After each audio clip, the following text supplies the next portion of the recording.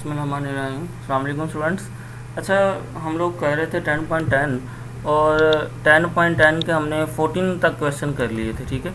अच्छा, 14 के बाद हम लोग स्टार्ट करने लगे क्वेश्चन नंबर 15। अच्छा, अब जो क्वेश्चन है ना, क्वेश्चन नंबर 15 से लेकर क्वेश्चन नंबर 20 तक, ये जो 5 क्वेश्चन है, ये 5 के 5 क्वेश्चन एक जैसे हैं। अब इन क्वेश्चन का और पिछले क्वेश्चन का डिफरेंस क्या है? सबसे पहले मैं आपको बार बार बता रहा हूँ कि इस पूरी एक्सरसाइज में 3 किस्म के क्वेश्चन हैं। पहले 10 क्वेश्चन ऐसे हैं कि जिसमें ऑर्डरिंग पॉइंट 0 दिया हुआ है। फिर पहले 10, फिर उन 10 के बाद फिर जो नेक्स्ट वाले 4 क्वेश्चन थे, उन 4 क्वेश्चन में क्या डिफरेंस था कि उसमें जो अराउंड ऑर्डरिंग पॉइंट है वो डिफरेंट दिए हुए थे, मतलब किसी में 1 था, 2 था, किसी में कुछ था। अब ये जो लास्ट वाले 5 क्वेश्चन है, इसमें डिफरेंस क्या है पिछले वालों से? इसमें इन कंडीशन का डिफरेंस है कि पिछले जितने भी क्वेश्चन किए उसमें y into 0 is equal to 4, ये y प्राइम, ये कंडीशनें नहीं थी, लेकिन इसमें ये कंडीशनें हैं। तो आपने अब जस्ट इसमें ये देखना है कि इसका जो काम है ये सारा सेम पिछले जैसा ही सॉल्व होगा कि y प्राइम की डबल प्राइम की वैल्यू इधर है, y प्राइम की इधर है, y की वैल्यू इधर है। लेकिन जस्ट आपने क्या देखना है, आपने ये देखना है कि ये कंडीशन क्या है और इसको कहाँ यूज़ करना है और ये कैसे यूज़ होंगी, ठीक है। इसका मैं भी बता दूं कि y इंटू 0 का मतलब क्या कि y नोट y0 वाली वैल्यू, तो आपने ये किस में पुट करनी है? c नोट में ये वैल्यू पुट करनी है। अब y प्राइम है, मतलब कि c नोट से अगली टर्म y1 आ रही है, तो ये आपने y1 वाली में ये वाली वैल्यू पुट करनी है। अभी आप देखते हैं, अभी तो हम इसको करते हैं, ये पुराने तरीके से सोल्व करना है, इसमें आपको कोई मसला नहीं होगा क्योंकि आप इसकी बहुत प्रैक्टिस कर चुके हो। 10.9 भी 10.10 भी कि y डबल प्राइम की जगह y डबल प्राइम की value plus x, y prime की जगह y प्राइम की वैल्यू प्लस 2, इसकी जगह y की वैल्यू, तो ये सीरीज y इक्वल टू दी हुई है। फिर आपने ये y प्राइम वाली ले ली है, ये 1 से स्टार्ट करनी है, y डबल प्राइम वाली 2 से। तो अब आप देखें कि आपने इसमें ये वैल्यू पुट कर देनी पहले कि y double prime plus x, y prime plus 2y। तो अब चूंकि देखें कि ये सीरीज़ जो आ रही है, मैंने कहा था आपने x की पावर n वाले बराबर करने सबसे, ये इधर इसका प्रोसेस छोड़ो, ये प्रोसेस ये ना मैं किसी और बुक से ये क्वेश्चन उठाया है, तो आप इसको ना देखो, आप कंफ्यूज हो गए, इसने थोड़ा सा ना और मेथड किया हुआ है। तो आप इधर तक आ जाओ, आपने इधर तक बना लेना, ठीक है, ये चीज़। अच्छा, मैं आपको बार बार बता रहा हूँ कि आपने सिर्फ 2 स्टेप याद रखने के। पहला स्टेप ये याद रखना है कि वैल्यू लगा के y डबल प्राइम की, y प्राइम की और y की, फिर आपने ये करना है कि सब की पावर xn करनी है। तो उसका मैंने तरीका बताया कि अगर आपने x की पावर n बनानी है, अगर कोई साथ उसके प्लस हो रहा, आपने उसके साथ माइनस कर देना और समेशन में प्लस कर देना, उलट कर देना। मतलब कि अगर आपने इधर सपोज करो कि इधर अगर कोई चीज़ प्लस करनी है तो इधर आपने माइनस करनी है, ठीक है। फिर दूसरा मैंने बताया था कि जब सब की पावर x की पावर n बन गई, फिर आपने क्या करना है कि सब की ये जो समेशन है, आपने देखना है कि ये सब का जो सम है ये एक ही टर्म से स्टार्ट हो, कि या सबका 0 से स्टार्ट हो या सबका 1 से हो या 2 से हो। तो ये बहुत दफ़ा हो चुका है, इधर तक तो हमारा सारा पुराना काम ही है। तो कंपेयर करके ये चीज़ बन गई। आपने सिर्फ ये देखना है कि जो इस क्वेश्चन में नई चीज़ है, नई चीज़ इसमें सिर्फ इन कंडीशनों का यूज़ है, आपने सिर्फ उस पर फोकस करना है। जो बाकी जो पिछला सारा काम है इसमें आपको कोई मसला नहीं होगा, ये आप कर चुके हो सारा, इधर तक आप बना लोगे, ये रिलेशन बन गया। अच्छा, अब इस रिलेशन बनने के बाद आपने इसमें वैल्यू पुट करनी है। देखिए, सबसे पहले पुट किया जी 0, जब 0 पुट किया तो आ गया जी जी नोट।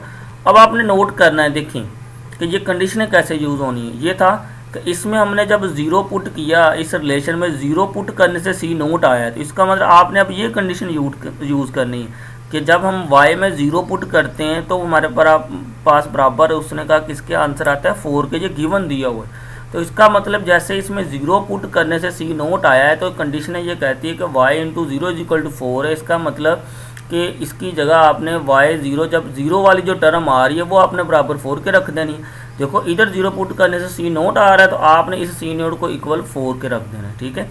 फिर दूसरा, फिर इसमें था कि इसमें आपने अब n is equal to 1 put किया है, तो इसका मतलब फिर आपने क्या करना है कि जब ये y प्राइम ये दी हुई है कि y prime into is equal to c1 है और c1 इज इक्वल टू -1 है।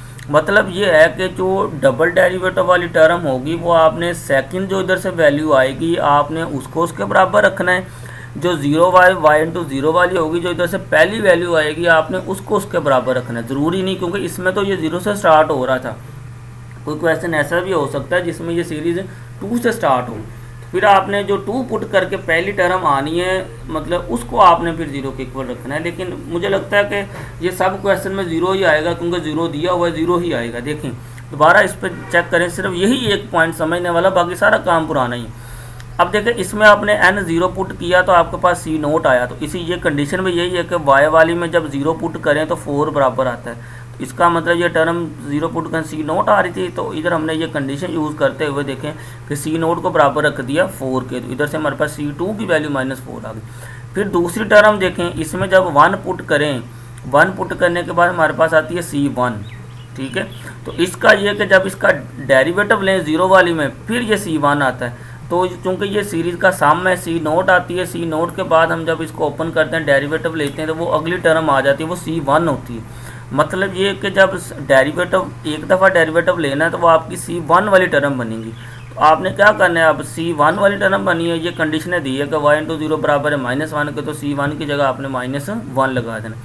तो ये सारी वैल्यू निकाल के आपने इसमें पुट कर देना, ये क्वेश्चन सोल्व होने। इसी तरीके से आपने ये काम भी करना है, ठीक है, कि इसमें भी यही काम करना है। ये कंडीशन आपने यूज़ करनी है कि c नोट में ये वाली कंडीशन है 0 वाली और c1 में ये वाली।